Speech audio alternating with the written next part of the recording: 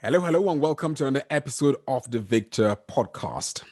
This is episode 6 of season 2, and I'm so excited because we've been having great conversations right from episode 1. And as we're halfway into it, I just thought, I don't want to rush into dropping another episode. Why don't we just look back at the great conversation that we have had over the last 5 weeks? I think some great nuggets have been dropped. And if you haven't watched any or listened to any of them, I want to encourage you. It's all available on my YouTube channel, which is at the Victor Tarfa, or you can listen to it on all podcast platforms. You can go to my link in bio on Instagram, click on there, and it takes you directly to my podcast platform. If you're wondering what the Victor podcast is all about, it's about those small wins and the big victories. We're having conversations with people who went through resilience, who pushed through, taking tiny steps to build their lives, and now they are making great impact across the world. I started with a wonderful man called Kevin Cobra, and Kevin shared a story of humility and resilience. Even when his company was going through a tough time, he thought, my bills have to be paid, my mortgage has to be paid, and he stepped out and humbled himself even to take up a job. And with that, he pushed through and was still serving people even through that tough time. And today, he can look back and we can always celebrate him for where he is today. Listen to what Kevin had to say. It hasn't always been an easy journey. I'll tell you this. At some point in my business career, I was the managing director of a UK consultancy firm that was doing quite a lot of work with the British government, UK trade and investment, helping UK businesses going to Africa, etc., etc. I was also on the board of a 60-year-old company. It was called the Business Council for Africa at the time. Yeah. Right? But the business was in such a dip at the time that I had to take a job as a pizza delivery driver. Wow. In order to pay my rent, in order to put food on the table. I actually kept the uniform. I've got the hat, the jacket, I've got the belt. I kept it because that's part of my story, right? So, and why could I do that? I'm a hustler. I always ask people when I'm doing my trainings, and I ask people about, the first part of knowing yourself. I ask people, if you were a boxer, right? What soundtrack would you use to walk to the ring? Yeah. And mine is a song by Cassidy. I'm a hustler. I'm a hustler, homie. I'm a hustler. Because, right, it doesn't matter what it is. I'm the sort of person that I regulate my pride levels. Yeah. I can take my pride all the way down and do what I need to do to survive. Do what I need to do for my family to survive. Wow. Right? Even in the lockdown just gone, I lost millions of naira because I set up a cash center in it. We were turning over almost 20 million a month. Wow. Right? I lost that business in the lockdown. Things got so bad. What did I do? My next guest was Eric Jackia.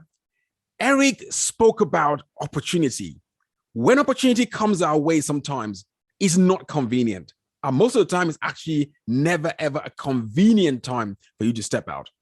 The opportunity might be looking at you and you're thinking, I haven't got the money to pay for this. The opportunity might be looking at you, but might be thinking, I haven't got the time. And we turn around and walk away from it. When we look back sometimes and look back with regret saying, I wish I did that. But when Eric was called upon, he was at the wrong place. He wasn't ready. He wasn't prepared, but he jumped that opportunity. And today, he's connected to one of the biggest and greatest speakers across the world, just because he stepped out and took that opportunity. When the phone rang, he answered. Here's Eric's story. And it was this time, it was a week before Memorial Day. It was about 3 days before Memorial Day weekend. And I actually get this call from Jack, and I didn't know Jack all that well. Wow. I knew him through Brian. I knew of him. He knew of me. But I was far enough along in the course. He calls me. He said, I wonder if you can do me a favor. I was actually just coming out of a print shop. So I wasn't even home. I was half an hour from my house, sitting in my car.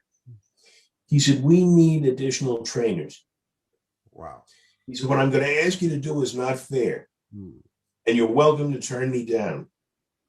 But if you could finish the course and take the test and pass the exam, I'll make it worth your while. Wow. When is the test? 6 hours from now. Wow. You know, there are times in life, Victor, you either do something or you don't. Yeah. I decided, why not? I'll try. Yeah. I passed the test. Wow. And Jack said to me, would you be interested in further coach training? Mm. It seems like you have the makeup to become a top flight coach. Okay, what does that entail? Well, it entailed another 6-month commitment. Mm. And, you know, with every opportunity is always the commitment. Yeah. Yeah. It's nobody waves pixie dust or a magic wand in front of you, Victor, and you automatically become what you become. Mm. With, excuse me, with every opportunity, there is hard work to reach that next level. Yeah. Yeah. And every time an opportunity provides itself or presents itself, you have to be willing to do the work. Yeah. So I immersed myself in this course and then realized very quickly it wasn't enough for me. I wanted more. I wanted more knowledge. So I kept building and I kept building, and everybody was so kind to me in that every time I either finished something or wanted to start something, a new door would be open. So here I am now, all this time later, where I become not only a student of Brian and Jack, not so much Maxwell anymore, because to work on the Maxwell platform didn't wind up making sense for me in terms of the kind of business I decided I wanted to build. Yeah. But what, you know, where it was now the student, now it's become friend, colleague, you know, partner to a certain extent, because we're going to be doing some things together. It's very exciting. It's quite a story. It really is. It is. I wish I didn't have to go through what I had to go through to get here. But the journey has been quite something. It really has. And I went on to speak to a great lady, Dr. Chisom Ibe. As you heard me call her doctor, yes, she's a qualified medical doctor. And in her own words, she chose to go from taking care of people's health to taking care of people's wealth. When I asked her, what is the definition of wealth? And she didn't even define wealth yet, but she said something that really, really resonated with me. She said definitions are so powerful. So much happens in our life that we don't think of the power of definitions. When you look around you and everything that's happening to you, ask yourself, how do I define this situation? I am a father. I need to ask myself, what is my definition of a father? If you're a wife, ask yourself, what is my definition of a wife? I need to ask myself daily, what is my definition of a husband? Or what is my definition even of a marriage? What is my definition of education? What is my definition of wealth? What is my definition of money? The definitions you have given yourself play a significant role in the way you see and you think about those things. And I want to encourage you today, stop and check your definitions. There might be some things in your life that you need to redefine. She says better than me. So listen to what she had to say about definitions. That's a very powerful question, because people do not realize how powerful definitions are in the quality of their lives. Because life will not reward you according to your effort. Life will reward you based on your definitions. It is your definition that drives what you do, that determines how much you can get from that thing. So that means if you have a limited definition of something, no matter how much effort you put into it, what you get will never go beyond the definition you've given to it. So I think my journey started on a very powerful note, because the first thing that happened to me was I had to go back and learn the process of defining. Then I then had to define wealth. And that was when I realized that the word wealth, because I came to realize that we live in we live in a material world that is governed by spiritual principles, right? We live in a material world that is governed by spiritual principles. Yeah. And anytime I try to define things, I always say, we have to go back to the roots, the origin of this word. Yeah. Where did this word come from? What is the original intent that's behind this word?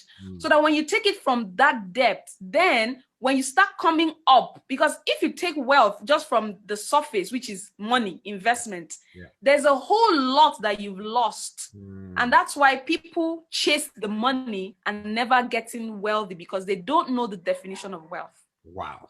So wealth is, from the studies that I have done and for all the things that I have learned, I had to go back to the Bible, because like I said, we live in a material world that is governed by spiritual principles. Yes. And I had to go back and say, okay, what guides my spiritual understanding is the Bible. And not because I'm a Christian or anything, which I am, proudly so, but this is a book that has stood the test of time. This is a book that has passed through generations, and is still, that's the power of the words in it are still active till today. And the fourth conversation, which is also a lady, was with Caroline Popola. She's a business strategist, and she runs several childcare centers right across London. And when she tells a story, she talks about when she herself didn't even go to school initially. But it's amazing how she runs several childcare settings across London. And this all came from stepping out, not letting herself be held back by her past or her situations. She chose to be herself. And when I asked her whether she has obstacles along the way, being someone from African descent, or even being a lady trying to walk in those boardrooms and push forward, and I loved the answer she gave. She said, first of all, she sees herself as a human being. So I believe this is a powerful story of building self-confidence. When you know who you are, you do not care what color you're skin in, you do not care whether you're a man or woman. You're just about building you and yourself and what value you bring to this world. This is what Caroline had to say about the challenges, and this is what she did. I love the whole thing is, like you said, mindset. It's all in the mind. And I mean, earlier when I got in, I remembered that line that you said, you might ask about this. And to me, I didn't think about it until this evening before I came on. And to me, it's all about how you see yourself. I see myself as a person first. I don't even see myself as a woman. I see myself as a human being. I see myself as a person. The same amount of hours that is allocated to you as Victor, that is allocated to Joe Blogg and Steve Jobs and whatever, is the same amount of hours that is allocated to Caroline Popola. Yeah. So you have no excuse. Unless you choose to have the excuse or you choose to bring the limitations in. You are your own limitation. So don't get me wrong. I am not for 1 second belittling anyone that's been through racism, the various, do you understand? I'm not for 1 second belittling you be going through sexism and the whole racism. I'm not belittling it for 1 second. But how do you see yourself? I see myself as a person first. Not even as a woman first, as a human being first. And then as a woman, but then going to how does God see me? What did he say about me? It's got nothing to do with black, white, green, or yellow. It's got nothing to do with that. And what is in your mind? And don't get me wrong, the first time, and going back to your question, the first time I opened the first ever setting, right? So we've done all the paperwork, they've agreed, we've done everything, it's brilliant, not a single obstacle, not one. The day before we planned to have the open day with the parents, I woke up that morning and I remembered I was black. Oh, no. Honest, I'm not even joking. I remembered I was black. You just watched all this or just listened to all this. And these are all little snippets from those podcast episodes. I want to encourage you. You can go back and watch them in full to get the full context of the conversation and to be truly inspired. So make sure you go either through my Instagram page, click on the link in my bio, go to the link for my podcast. You can listen to it while you're doing something else, or if you want to watch it, you can watch it on my YouTube channel, which is at The Victor Tarfa. I want to thank you, all of you that have watched it already. I want to say thank you once again, because I really appreciate you taking time out to support this great work that we're doing here, to inspire those who want to take a great step in their lives, to understand that those little steps they take daily, building consistently, will lead to big victories. Once again, my name is Victor Tarfa. This is the Victor Podcast. Small wins and big victories. Stay blessed. Love you all. And I'll see you guys next week on the next episode.